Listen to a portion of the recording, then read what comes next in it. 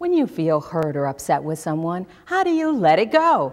Or can you let it go? Or do you keep dwelling on the incident or conversation, replaying it over and over in your mind? I know I tend to do this at times. We all do. But how can we move on? It isn't easy. And people around us may even say, oh, just let it go. Forget about it. And sometimes we can do this. And then other times, the hurt is deep and takes time and care to heal. Karen had gone through a painful separation and divorce from her husband. She had been in counseling for a while, processing through the mistakes that had happened, in communication particularly, and there was some trust issues that each of them brought to the marriage. She continued to grow even though it was painful. She persisted in releasing old behaviors and unloving ways. She did everything she could to change and improve herself. And at the time she called me, she had reached a point where she wanted a special ceremony to complete this passage in her life. Well, I gave her a few suggestions, and we joined together at her home to have a healing ceremony.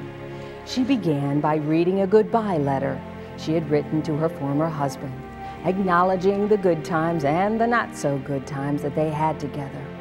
Then she took the letter, and with a picture of the two of them, she ceremoniously burned them as a rite of release. And of course, there was sadness that filled her heart as she acknowledged this. And afterwards, she took the ashes and put them in the ground and planted a new tree on top of them. And with this ritual, she had said symbolically, out of the ashes of what has been springs new life. And literally, those ashes nourished that tree. And every time she came home, she would see the tree growing and branching out, just as she was growing and branching out in her life.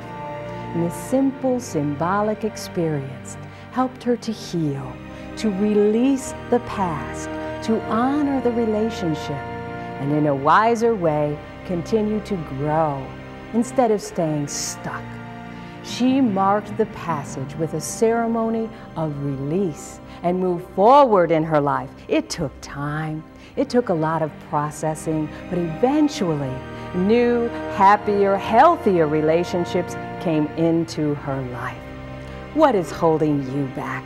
What can you release today that could help you to be free and happier? Let it go and experience that freedom now.